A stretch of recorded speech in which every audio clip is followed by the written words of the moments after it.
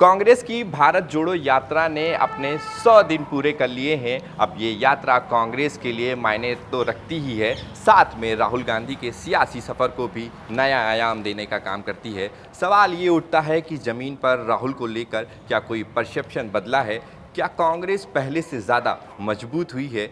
राहुल गांधी ने जब 7 सितंबर को कन्याकुमारी से हिंदुस्तान का जनगणमन भारत जोड़ो यात्रा पर पैदल निकले तो कांग्रेस के राजकुमार की इस पदयात्रा को लेकर लोगों के मन में कई तरीके के सवाल खड़े हुए।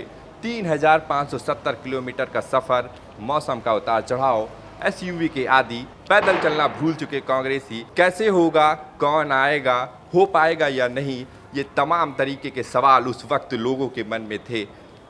इन तमाम सवालों का जवाब देखिए हमारे इस खास रिपोर्ट में। 3570 किलोमीटर का ये सफर, हिंदुस्तान के उत्तर और दक्षिण सिरे को जोड़ने वाली ये दूरी ही इतनी विशाल थी कि लोगों के मन में कई सवाल उठ रहे थे। आज 16 दिसंबर को राहुल की पदयात्रा ने 100 दिन पूरे कर लिए हैं और इस 100 दिन की कमाई ने कांग्रेस कैडर में उत्साह का एक अभूतपूर्व संचार किया है। अब इस यात्रा में राहुल के नाम आंकड़ों का एक ऐसा रिकॉर्ड है जिसने राहुल गांधी को 2024 की चुनौती के लिए ठोस आधार दे दिया है। 100 दिन, 8 राज्य, 42 जिले और 2800 किलोमीटर का पैदल सफर। भारत जोड़ो यात्रा के आंकड़ा किसी आसान सफर की कहानी नहीं। 7 सितंबर को जब राहुल कन्याकुमारी की चिपचिपी गर्मी से अपना सफर शुरू कर रहे थे, तब से लेकर आज तक हिंदुस्तान का चुनावी और मौसमी माहौल बदला है। इन 100 दिनों में राहुल ने न सिर्फ मौसम के अनुकूल खुद को ढालकर अपनी चुस्ती फुर्ती कायम रखी है, बल्कि सियासी हवा भी थोड़ी बहुत कांग्रेस के अनुकूल हुई है। हिमाचल की जीत कांग्रेस के लिए राहत की फुहार लेकर आई है, लेकिन गुजरात और दिल्ली की हार अभी सवाल बनकर खड़ी है।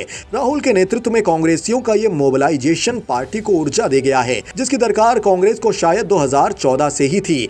कांग्रेस राहुल के पैन इंडिया जुड़ाव को महसूस करना चाहती थी। चुनावों में कांग्रेस को यह कामयाबी नहीं मिल रही थी, लेकिन इलेक्शन की गहमा गहमी से दूर राहुल जनता से कनेक्ट कायम करने में सफल दिख रहे हैं और उनकी छवि ये बदल भी रहा है। राहुल गांधी को सियासत में कदम रखे करीब 2 दशक हो रहे हैं, लेकिन भारत जोड़ो यात्रा से पहले तक उन्हें एक गंभीर नेता के तौर पर नहीं देखा जा रहा था। जमीनी नेता की बजाय उन्हें हवाई नेता माना जाता था। हालांकि राहुल गांधी कहते हैं कि बीजेपी ने मेरी छवि खराब करने के लिए करोड़ों रुपए खर्च किए हैं और उन्होंने मेरी एक छवि बनाई है।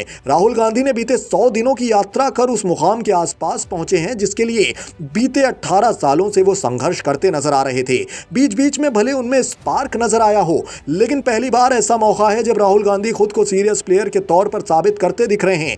कांग्रेस इस यात्रा को चुनाव से जोड़कर नहीं देखती। पार्टी के मुताबिक ये केंद्र की नीतियों के खिलाफ जन जागरण का अभियान है। कांग्रेस के मुताबिक आज हमारे देश को विभाजित करने वाले आर्थिक, सामाजिक और राजनीतिक मुद्दों के खिलाफ आवाज उठाने के लिए लाखों लोग इस आंदोलन में शामिल हुए हैं। ये यात्रा बड़े पैमाने पर बेरोजगारी, महंगाई, नफरत और विभाजन की राजनीति और राजनीतिक व्यवस्था के अति केंद्रीकरण के विरुद्ध जन जागरण का काम कर रही है। भारत जोड़ो यात्रा को चुनाव से न जोड़कर कांग्रेस के रणनीतिकारों ने रणनीतिक फैसला लिया है।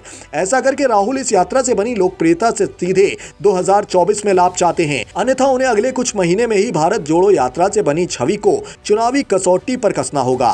कर्नाटक में इसका असर साफ दिखा, जहां सिद्धारमैया और डीके शिव कुमार दोनों गुटों ने एक साथ मिलकर मेहनत की और राहुल गांधी की यात्रा को वहां काफी सफल बनाया। वहीं महाराष्ट्र में शिवसेना और एनसीपी की तुलना में कांग्रेस एक छोटी पार्टी बन गई है, लेकिन बावजूद उसके राहुल गांधी की यात्रा के दौरान कांग्रेस का संगठन मजबूत दिखा। ऐसे ही राजस्थान में अशोक गहलोत और सचिन पायलट के आपसी मतभेद के बावजूद संगठन ने भीड़ जुटाने में अहम रोल अदा किया। कन्याकुमारी से निकला राहुल का कारवा लगातार बढ़ता ही जा रहा है। इस कारवे में लेखक, actor, economist, social scientist, activist सभी जुड़ रहे हैं। इस यात्रा से जुड़ रहे लोगों का कैनवास इतना बड़ा है कि इससे एक मैसेज निकलकर जनता के बीच जा रहा है। यह मैसेज है कि देश का एक बड़ा तबका राहुल का नेतृत्व स्वीकार करने को तैयार है। कांग्रेस के मुताबिक ये यात्रा भारत की एकता, सांस्कृतिक विविधता और भारतवासियों की अविश्वसनीय धैर्य का उत्सव है। जाहिर है इस धैर्य का असली परिणाम कांग्रेस 2024 में देखना चाहती है। 100 दिन में राहुल की यात्रा कई अहम पड़ावों से होकर राजस्थान तक पहुंची है। कई विवाद आए, कुछ पैदा किए गए। वैसे भी भारत का कोई मेगा इवेंट विवादों से दूर कहां रह पाता है। भारत जोड़ो यात्रा अपने 100वें दिन राजस्थान के दौसा में है। आज शहर में यात्रा के दौरान राहुल गांधी के सामने सचिन पायलट के समर्थन में जमकर नारेबाजी हुई। दरअसल दौसा जिला पायलट परिवार का गढ़ माना जाता है। कांग्रेस के दिग्गज नेता रहे राजेश पायलट यहां के सबसे पॉपुलर लीडर्स हैं।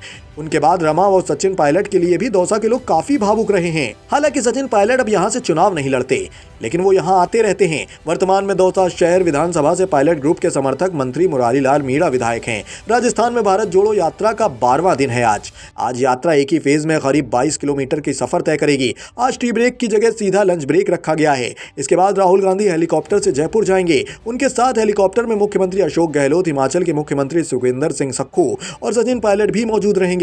भारत जोड़ो यात्रा के 100 दिन पूरे होने पर आज जयपुर के नए पीसीसी में ऑफिस में राहुल गांधी की प्रेस कॉन्फ्रेंस रखी गई है।